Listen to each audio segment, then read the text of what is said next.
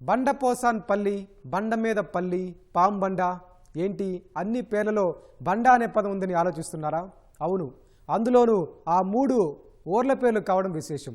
మరో ఆసక్తికర విషయం ఏంటంటే ఆ 3 గ్రామాలు పూర్తిగా బండలపైనే ఉన్నాయి. అందుకే ఆ గ్రామాల పేర్లు అన్నింటిలో బండ అనే పేరు కామన్గా ఉంది. అయితే ఎక్కడైనా ఊర్లో బండ ఉంటుంది, కానీ బండపైనే ఊర్లు ఉండటం ఏంటి? గ్రామాలు బండలపై ఏర్పడడానికి గల కారణాలు ఏంటి? ఇల్లు ఎలా నిర్మించుకుంటున్నారు? అసలు వేసవి కాలంలో ఆయా గ్రామాల్లో నివసించే వారి పరిస్థితి ఏంటి? వారి జీవన విధానం ఎలా ఉంటుందనే సందేహాలు ఉన్నాయి కదా మీకు. మరి అవన్నీ తెలుసుకోవాలంటే ఈ కథనం చూడాల్సిందే.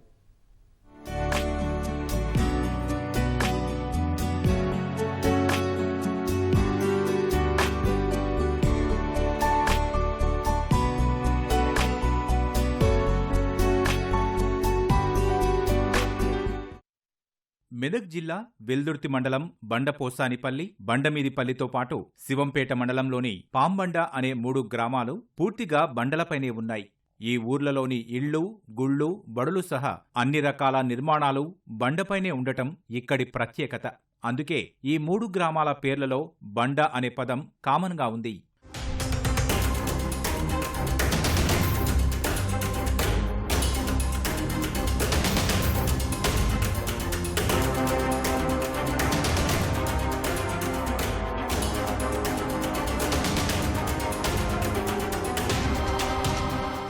వెల్దుర్తి మండలం బండపోసాన్పల్లిలో 24 ఎకరాల విస్తీర్ణంలో బండ విస్తరించి ఉంది. ఇక్కడి 280 ఇళ్లలో 1200 మంది జనాభా నివసిస్తోంది. బండపైనే పురాతనమైన పోచమ్మ దేవాలయం ఉండడంతో బండపోచమ్మ గ్రామంగా పిలిచేవారు. అది క్రమంగా బండపోసాన్పల్లిగా మారినట్లు గ్రామస్తులు చెబుతున్నారు. అయితే గ్రామం ఏర్పాటుకు ఓ కథ ఉంది. నిజాం కాలంలో వెల్దుర్తి ఒక పిర్కగా ఉండేది. అప్పట్లో పిర్క అంటే మండలం అన్నమాట. వెల్దుర్తి కింద బండపోసాన్పల్లి, చెందాయిపేట, మాసాయిపేట, చెట్ల తిమ్మాయిపల్లి గ్రామాలు ఉండేవి. వీటిని మౌజాలుగా పిలిచేవారు. వాటి కింద ఉండే చిన్న పల్లెల్ని మధిరలు అనేవారు. అయితే మెదక్ నుంచి వెల్దుర్తికి అప్పటి గిర్ధవార్లు వెళ్లేవారు. వారి లగేజీలు బండపోసాన్పల్లికి చెందిన వారితో మోయించేవారు. ఆ పని నుంచి తప్పించుకోవడానికి చాలామంది 24 ఎకరాల్లో విస్తరించిన బండ పక్కన ఇండ్ల నిర్మాణం చేపట్టుకున్నారని గ్రామస్తులు చెబుతున్నారు. అయితే అప్పుడు ఏంటంటే నిజాం పీరియడ్లా గిరిదావాళ్ళు, తహసీల్దార్లు ఎల్దుర్తికి పోతుండ్రి. Eldurthi one of the best best ఫిర్కా అంటారు. అప్పుడు ఫిర్కా అప్పటికి ఆ కాలంలోనే ఎల్దుర్తిలో పోలీస్ స్టేషన్ ఉంది. అయితే నిజాం పీరియడ్లో మాత్రం ఈ ఎట్టి ముళ్ళలు మోస్తారని చెప్పి ఎట్టి ముళ్ళలకు ఏం చేయాలని చెప్పి దాగుంటే అందుకచ్చి కట్టుకున్నారు అని ఒక వినికిడి. సరే, అది ఏదేమైనా 24 ఎకరాలు ఉంది కాబట్టి స్థలం లేదు. ఇక్కడ కిందికి పోదామంటేనేమో చెరువు, కాలువ లేదు కాబట్టి టైట్ అయ్యి మరి ఏం చేస్తాం, ఆఖరికి పట్టంగా కొంతమంది పని మీద పోతున్నారు. ఊరంతా బండ విస్తరించి ఉండడంతో రాతిపైనే రంధ్రాలు చేసి ఇనుప చువ్వల ఆసరాగా ఇళ్లు నిర్మించుకున్నారు. బండపైనే పెద్దమ్మ తల్లి దేవాలయం, చర్చి, దర్గా, నీటి ట్యాంకు, స్కూలు వంటి నిర్మాణాలు చేపట్టారు. మొదట రాయిని కాల్చి దానిపైన బేస్మెంట్ వేసుకుని ఇళ్లు కట్టుకునేవారు. ఆధునిక యంత్రాలు అందుబాటులోకి రావడంతో వాటి ద్వారా రంధ్రాలు చేసి పిల్లర్లతో పునాదులు వేసి వాటిపై ఇళ్లు కట్టుకుంటున్నారు. ఈ ఊర్లో ఇంచుమించు 15 లోతుల్లోనే 8 బావులు ఉన్నాయి. వాటిలో స్వచ్ఛమైన నీళ్లు ఉంటాయి. గృహ, గ్రామ అవసరాలకు కొత్తగా ఇళ్లు నిర్మించుకునేవారు వీటిల్లోంచే నీటిని చేదుకుంటారు. ఎండాకాలంలోనూ ఈ బావుల్లో నీరు పుష్కలంగా ఉంటుంది. దీంతో గ్రామంలో నీటి కొరత ఏర్పడదు. అందుకే ఊర్లో గ్రామ పంచాయతీ తరపున ఎక్కడా సింగిల్ ఫేస్ మోటార్ లేదని గ్రామస్తులు చెబుతున్నారు. అప్పుడు మా అత్తమామ ఉండంగా కట్టేది సార్. అప్పటిదే పాత ఇల్లుగా మేము ఇల్లు కట్టలే మాకు ఏడ చేయగలేదు. ఉన్నతానికి అట్టిది ఇన్నే ఉన్నాం మేము. అక్కడ మీది బందుకు బీస్మిట్ లేదు కానీ ఇక్కడ కింది బందుకు జర్రంతుంది. తేమ దానికి గోడ మట్టం అవుతుంది, తేమ వస్తుంది కానీ నీళ్ళు మాత్రం రావు. ఇక బండమీదిపల్లి విషయానికొస్తే ఈ గ్రామాన్ని మొదట్లో చిచ్చప్ నగర్ అని పిలిచేవారు. ఇక్కడ సుమారుగా 20 ఎకరాలకు మించి బండ విస్తరించి ఉంది. మొదటగా ఈ బండపైన 4 గుడిసెలు మాత్రమే ఉండేవి. రాను రాను 35 కుటుంబాలు ఏర్పడ్డాయి. ప్రస్తుతం ఈ గ్రామంలో 150 మంది జనాభా నివసిస్తోంది.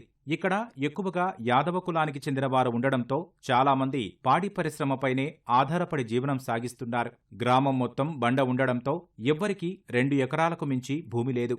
చాలామంది బండపైనే మట్టి పోసి వ్యవసాయం చేస్తున్నట్లు చెబుతున్నారు.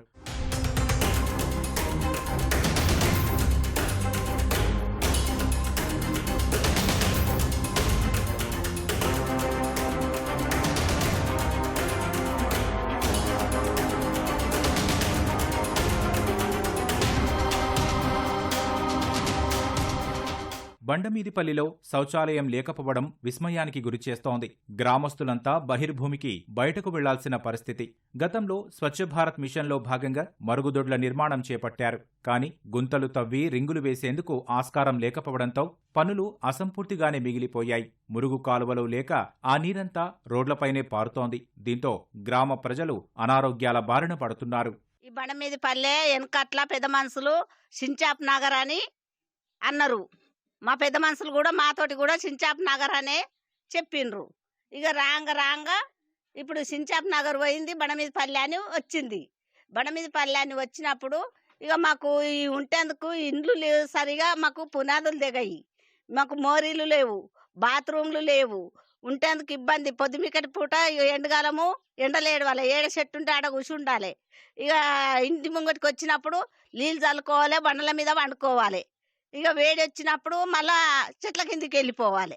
మాది బాత్రూమ్ పరిస్థితి అయితే ఇబ్బంది ఉంది. మా లేడీస్ పొద్దున లేస్తే బాయ్స్ అక్కడ పోతున్నారు, లేడీస్ ఇబ్బంది ఉంది. ఇక కేసీఆర్ ప్రభుత్వంలో వచ్చిన బాత్రూమ్ ఇక్కడ ఒట్టినే కట్టించిపోయి టెంపరీలు కట్టి బిల్లు తీసుకుని అయిపోయింది. రింగులు బయటనే ఉన్నాయి. ఇప్పటికి కూడా మేము వెళ్ళిపోతున్నాం బయటకు, కానీ ఆ వాటర్ కూడా మోరి లేదు, ఏది లేదు.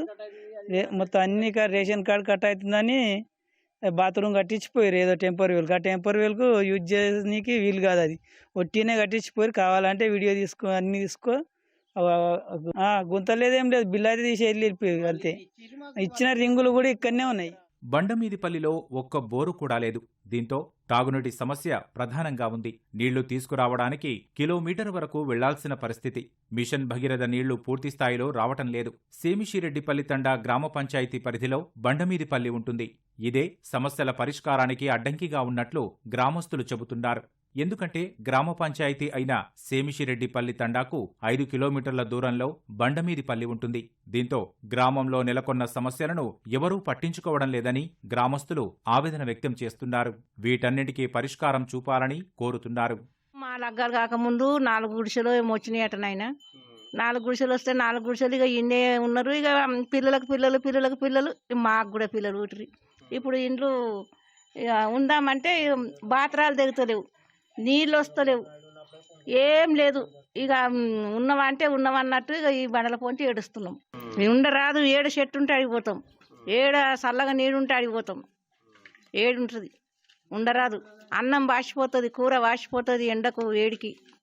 మేము మా పెళ్ళి అయిన నుంచి అయినా కానీ ఇదే బండల మీద ఉన్నాము. ఇక నీళ్ళకి ఇబ్బంది, ఎండకాలం వస్తే కరెంట్ లేకపోతే అయితే బాగానే ఉంటుంది. ఏడు పోయి ఎత్తుకు రావాలి, మాకు శాతం అవుతుందా? వాళ్ళు ఎత్తుకొస్తారా? ఇప్పుడు వాళ్ళు మోస్తారా బిందెలు? మేము మోసినట్టు బిందెలు మోస్తారా? బరువు మోస్తారా? కష్టం చేస్తారా? నెత్తి మీద కట్టెలు మోసినాం. గ్యాసులు వచ్చే బతికి ఇప్పుడు చేస్తారు. ఇప్పుడు బండల మీద ఉండడానికి వేడి అయ్యా. ఎండకాలం వస్తే కరెంట్ లేకపోతే ఏడ వండాలి? బండ మీద, ఈ బండల మీదనే వండాలి. అయ్యో కరెంట్ లేకపోతే తెల్లని దాకా అంతే వండ, పొందాక వంటమా? దేనికైనా ఇబ్బందే. అన్నం వాసిపోతుంది, కూర వాసిపోతుంది. పొద్దుమికి రకాల మధ్యాహ్నం బరకల ఎటు తింటారు నాయన. ఇక శివంపేట మండలం పాంబండ కూడా బండపైనే ఏర్పడింది. గ్రామానికి ఆ పేరెలా వచ్చిందంటే ఇళ్ల మధ్య భారీ బండపై దోనబాయి నిర్మాణంతో పాటు నైరుతి దిక్కున పాముల గుట్ట ఉంది.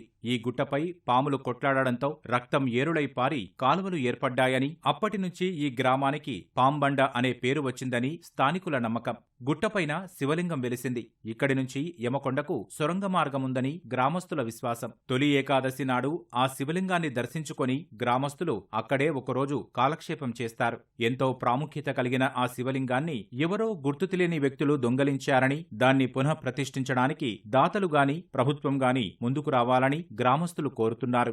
పాంబండ చరిత్రలో ఏంటంటే, ఈ యొక్క పాములు కొట్లాడ అక్కడ ఈ బండ పైన అవి కొట్లాడినప్పుడు, పాములు కొట్లాడినప్పుడు రక్తాలు ఎట్లా పోతే అట్లా కాలువలు పోయినాయి అక్కడ టెంపుల్ దగ్గర. మళ్ళా అదే విధంగా అయినటువంటి ఇక్కడ పైన ఇంకో గుట్ట పైన లింగం నిలిపినటువంటి దేవాలయంలో ఆ గర్భగుడి నుంచి లింగం కూడా తీసుకెళ్లి తీసుకపోతే మళ్ళా లింగం కూడా ఇక్కడ సెట్ చేయడం మేము జరిగింది. మరి గుట్ట పైన మల్లికార్జున స్వామి దేవాలయం వెలిసింది, యమకొండ కూడా ఉన్నది. తొలి ఏకాదశి రోజు మరి మా గ్రామ ప్రజలందరూ వచ్చి మరి ఇక్కడ స్వామివారికి పూజలు చేసి మరి గ్రామస్తులందరూ ఇక్కడ ఒకరోజు ఆహ్లాదంగా జరుపుకుంటారు. మరి యమకొండ ఉన్నది, 5 సార్లు ఈగుతారు. బండ పై నుంచి గోల ఈగి మరి ఇక్కడ వచ్చి జారుబండ ఇక్కడ జారుబండ కూడా ఉంది. జారుబండ జారి మరి పొద్దున్న దాకా కాలక్షేపం చేస్తారు గ్రామ ప్రజలు. పాంబండ గ్రామంలో 1200 మందికి పైగా జనాభా ఉంది. సుమారు 300 ఎకరాల్లో ఇక్కడ బండ విస్తరించి ఉంది. ఇక్కడ కూడా పునాదులు లేకుండానే ఇళ్లు నిర్మించుకున్నారు. ఇక్కడ పురాతన కాలం నుంచి బండలపైనే బావులున్నాయి. పెద్ద మొత్తంలో బండ విస్తరించడంతో ఇక్కడ వ్యవసాయ భూమి తక్కువ. దీంతో చాలా మంది అడ్డా కూలీలుగా హైదరాబాద్, నర్సాపూర్, తూప్రాన్ చుట్టుప్రక్కల ప్రాంతాలకు వెళతారు. ఈ ఉన్న భూమి కూడా త్రిబులార్లో పోతుందని ఆవేదన వ్యక్తం చేస్తున్నారు. ప్రభుత్వం మానవతా దృక్పథంతో స్పందించి పక్కనే ఉన్న అటవీ భూమిని సాగు చేసుకోవడానికి అనుమతి ఇవ్వాలని రైతులు విజ్ఞప్తి చేస్తున్నారు. మా గ్రామంలో ఉన్న బండ ఒక 300-400 ఎకరాల బండ ఉంది. భూమి తక్కువ ఉన్నది విలేజ్లో. అందరికీ ఎకరన్నర అర్ధ ఎకరా ఇంట్లే ఉన్నది. ఒక ఇంచుమించు 300-400 ఎకరాల బండనే ఉంటుంది సార్. ఆ బండ వాస్తవానికి ఆ బండలో పక్క పంట ఉన్న భూమి కూడా త్రిబుల్ ఆర్ పోతుంది. ఉన్న అర్ధ ఎకరా ఉన్న కూడా త్రిబుల్ ఆర్ పోతుంది. చాలా మంది కూలీ సార్, కూలీ చేసుకొని బతుకుతారు.